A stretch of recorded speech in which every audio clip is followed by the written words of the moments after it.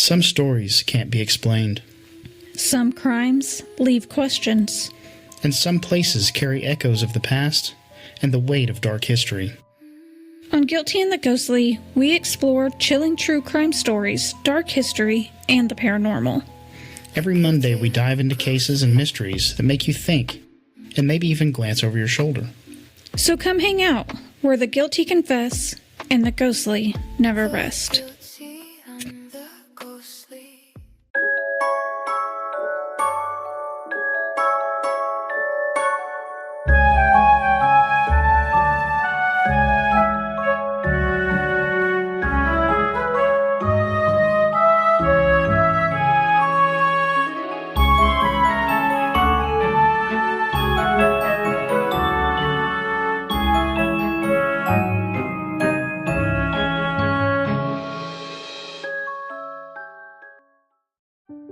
Once upon a time, in a land not too different from the one that you know today, there lived an older woman who was a mother of a daughter who had grown into a beautiful young woman. On this particular day, the mother was pottering around her house doing faffy jobs, moving pots around, making a bit of bread, thinking of her daughter, wondering what she was up to, and smiling, lost in her own world, keeping herself busy. Of course, she had her own life. That was the way it was meant to be. But they were still relatively close. The daughter would ring up every other weekend and ask her what her mum had been up to, speak about her job and her partner, the holidays they'd booked. And the older woman knew that that was the way of the world. Children are born, they grow up, and they fly the nest. Every early spring, her daughter would call on the telephone and say, "Mother, we need to go see the daffodils. We must go see the daffodils on the hill." And the older woman would say, "Look at the weather, I have so much to do, there's no point, let's not bother." "No, mother, this time you must totally come and see the daffodils," she exclaimed. Sighing and bumping around, her mother eventually collected her things together and jumped in the car and drove to her daughter's house. As she drove, the weather got cloudier and foggier, and a little bit of rain splattered against the windshield with not much effort, but with a childish streak of annoyance. It was what we know to be the fool's spring, where you think it's time to put the winter coats away, only to get them out a few days later. She pulled up at her daughter's house and ran inside and stated, "Shall we not bother today because look at the weather?" And her daughter insisted, "No, you need to go see them. They are absolutely amazing." Her mother was so dubious, but there was something about the passion in which her daughter was saying so reassuringly that it was worth the trip. So they jumped into the car and drove for quite some time, her mother cursing silently, thinking, "I wish I had a cup of tea before I left. Is it worth driving all this time to see a bunch of flowers on a hillside? Surely not." But still, the drive was lovely, and the mum and daughter talked and reminisced and laughed. The sheep they passed on the winding country roads took a moment to stop their bleating, turn their heads to look at the passing car. Eventually, a small gravel road appeared on the left, and a dainty church appeared shortly after. The women got out of the cars, and as they slammed the doors closed, they saw a humble, hand-written sign with scrawling gold writing that simply said, "Daffodil Garden, this way." They turned a corner. Following the instructions on the sign, they walked around the corner past the church and gasped. Before them lay their most amazing, glorious sight. It looked as though somebody had taken a great cauldron of gold and poured it down over the mountain and its peaks and slopes. The flowers were planted in majestic swirling patterns like great ribbons of deep orange, bright lemon, salmon pink, saffrons and butter yellows. So many varieties of the daffodil. It was truly breathtaking. Each different coloured variety was planted in small groups, so they swirled and flowed like a vast golden river with its own unique hue. There were 5 acres of glorious daffodils, and even in the cloudy weather, they felt like sunlight. The women stood there and gawped, and the mother said, "But who has done this?" The daughter said, "It's just one woman, a humble gardener. She lives on this property. It's her home." And the daughter pointed to an A-frame house that looked small and modest in the midst of all that glory. They walked up to the house, and as they came close, there was another sign. And the sign was simple and stated, "Answers to the questions I know you are asking." The first answer bullet pointed was a simple one and read 50,000 bulbs. "Blimey," said the mother, "that must have taken a bit of time." The second bullet point read, "One at a time by one woman with 2 hands, 2 feet, and possibly very little brain." The third bullet point stated, "Began in 1958. The moment right then was a revelation for the mother, who stood there in utter disbelief at this beauty before her and wondered how such a humble gardener could create such a beautiful sight. How can it be that she didn't get distracted or lose faith or forget about this goal of creating a river of beautiful daffodils every single year? For more than 40 whole years, just one bulb at a time, to a random obscure mountain top, which would most likely be missed by many an unknown traveller. Remarkable. By just planting one bulb at a time, year after year, this unknown gardener had changed the mother's world. It was so inspiring, but it was met with such mixed emotions from the mother, who turned to her daughter and said, "It makes me sad in a way what I might have accomplished if I had thought of such a wonderful goal, perhaps 35 or 40 years ago, and just worked away at it, one bulb at a time every year. Throughout those years, just think what I might have been able to achieve." The daughter looked at her mother and smiled, and in her usual loving way, she simply said, "Start tomorrow, or even today. There is no time like the present, as the present is the gift."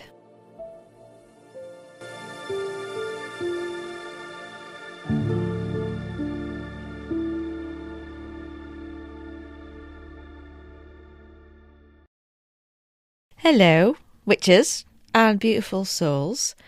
I was researching daffodil folklore, and I kept coming up with the usual Greek mythology about Narcissus and how he fell in love with his reflection in the river. And then this pixie comes along called Echo, who falls in love with him because he's just so beautiful and he can't stop looking at his reflection. But he's so full of himself, he doesn't give this pixie any notice whatsoever. Rude.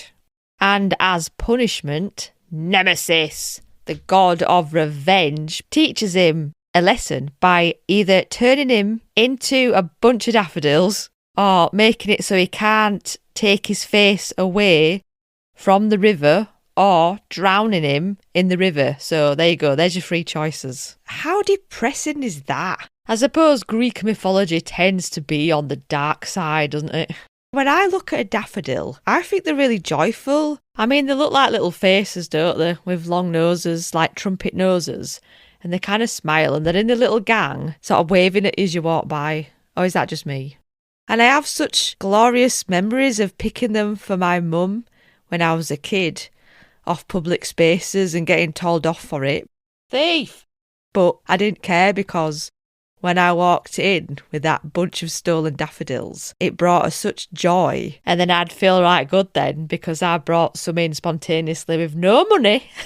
And so I find it quite hard to connect that story with the daffodil, even though it absolutely is the history and the heritage of the folklore. However, I kept finding another contemporary daffodil story that much more appealed to me. It is named The Daffodil Story, and the version I wrote a story based on is from 2021, so it's very, very contemporary. I shall link it in the show notes. Thought it was such a lovely story about hope and heart goals versus head goals, doing stuff just for you to make yourself happy, that fills your cup, that enlightens your soul, and other people will automatically appreciate it because you're doing it with such love and from such a personal place. Like, I really like that.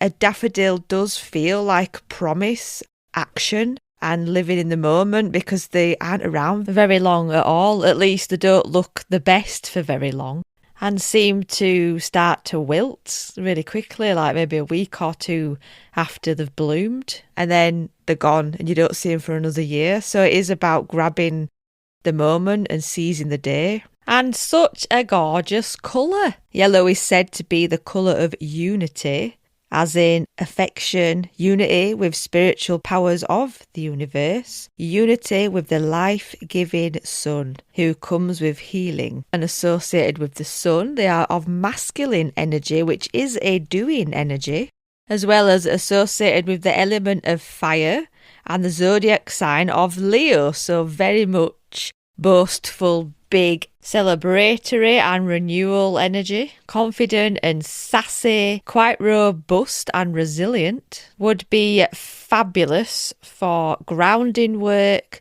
manifestation, self-worth spells, friendship spells, goddess work. I think it's associated with Ostara goddess, Bridget, and I read somewhere Hecate as well, although I can't find when I read it, which is really annoying. Wear daffodils in your hair to channel that goddess energy. If you're into chakras and Reiki and all that jazz, you can use daffodils to work with the sacral chakra, being of yellow and abundance, self-worth, gut instinct. It promotes love and self-love, and I think of this is a witch tip, but when you look at them, they're like blowing a trumpet, aren't they? They're like blowing their own trumpets, which is such a power move for a flower. They bring joy and good luck, prosperity, whatever yellow is associated with. Yellow is such a gorgeous, strong colour. They are handy to represent the sun god on an Ostara altar, and even though the Victorians associated them with death, to be fair, they associated a lot of stuff with death to the Victorians, but maybe that's because of the poisonous element of the daffodil. Maybe people died whilst overhandling them or licking them or something. And it is true that people do plant daffodils in graveyards, but I think again that's the cheeriness to juxtapose the greyness of the headstones perhaps, or to remind you to stay in the present and don't worry about after you're dead, because what can you do? I walked round a graveyard today in the sun actually this morning, and it was absolutely beautiful. It was such a well kept graveyard with lots of plants. Some of these really old Victorian graves had trees growing in them, over them, and I could just imagine the roots going around the coffin, like hugging the coffin around the body that is probably a skeleton from hundreds of years ago. I really like that, and I pretty much sat and just thought about it all day. Is that morbid? I don't think it is. It's like the earth claiming you back. like welcoming your mortal coils back into the natural balance of life and death or something. I don't know. I'm going off on a tangent. Let's get back to daffodils. You can't be sad around a bunch of daffodils, and the smell. They have such a lovely, almost lily-like smell which carries through the air as you walk past them. Bees love them, and I quite like that bees go right into the trumpet, so there's something there about protection and trust. It is associated with Venus, Mars, Saturn, and is a herb of protection, of purification, and magical lore. From one of my trusty books called Herbal Magick with a K, it says that daffodils used to be used in ointments made in the ancient times called narcissinum, I think it is, based upon the daffodil, but no other information of what it might have been is available, it seems. And there is some historic writings that suggest that the daffodil can be used to rid people of evil spirits. It can keep evil devils from entering one's home.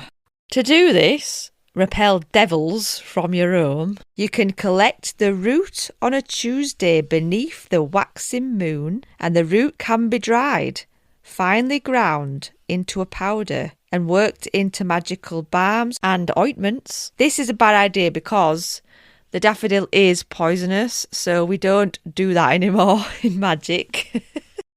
But the Romans used to chew on daffodil bulbs after battle, and that apparently used to cure aches and pains. Daffodils are actually in the Poison Garden up in Northumberland.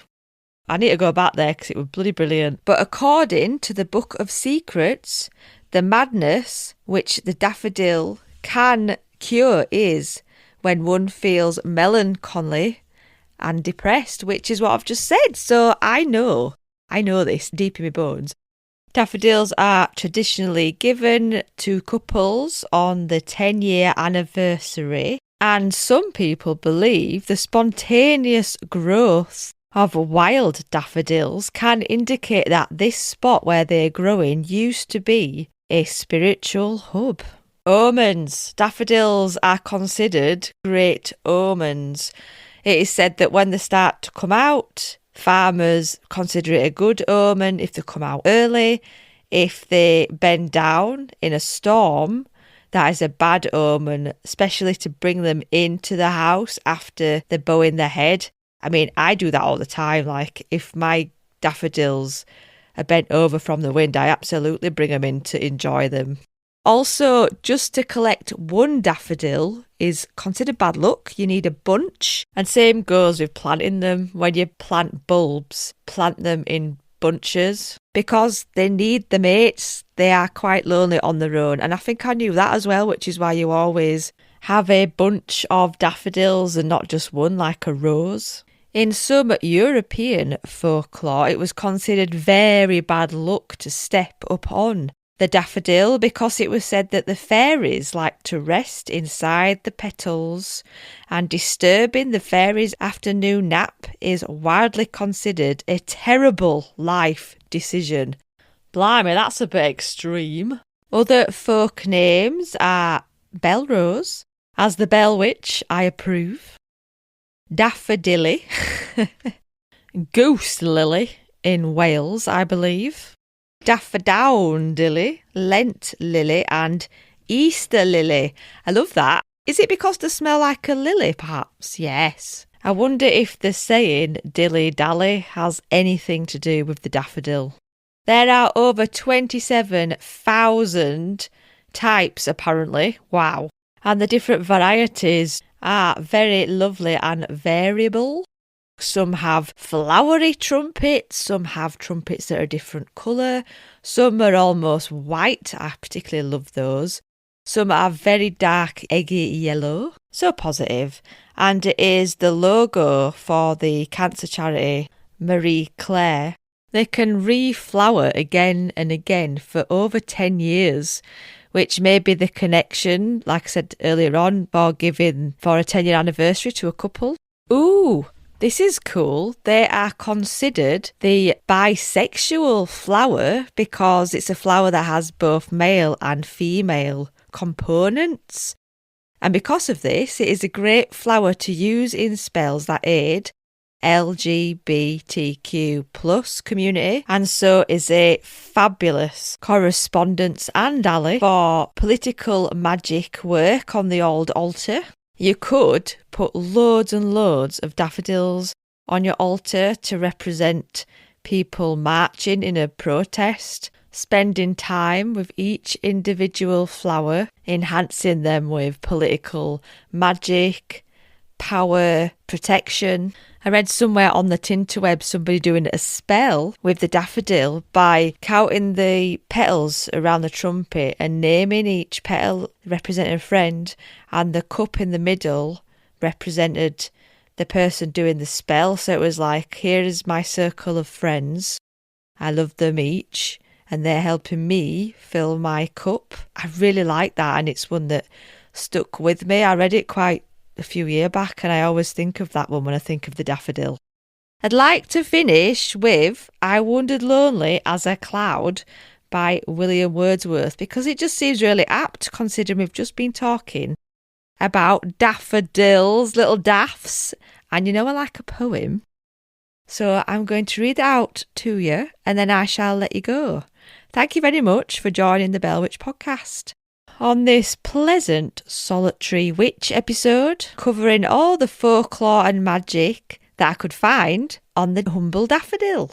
Don't forget you can vote the Bell Witch podcast on the Golden Lobes. That would be so good if I won a shiny trophy. The link is in my bio on my link tree, and I shall also put it in the show notes. And I shall speak to you soon. I wandered lonely as a cloud that floats on high o'er vales and hills, when all at once I saw a crowd, a host of golden daffodils, beside the lake, beneath the trees, fluttering and dancing in the breeze. A continuous as the stars that shine and twinkle on the Milky Way, they stretched in never-ending line along the margin of the bay. 10,000 I saw at a glance, tossing their heads in a sprightly dance.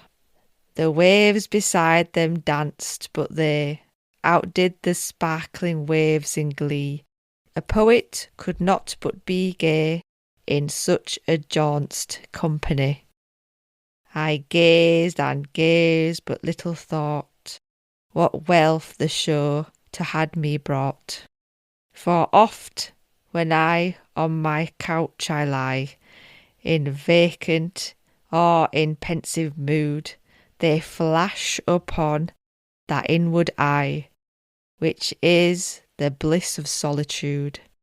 And when my heart with pleasure fills, and dance with the daffodils.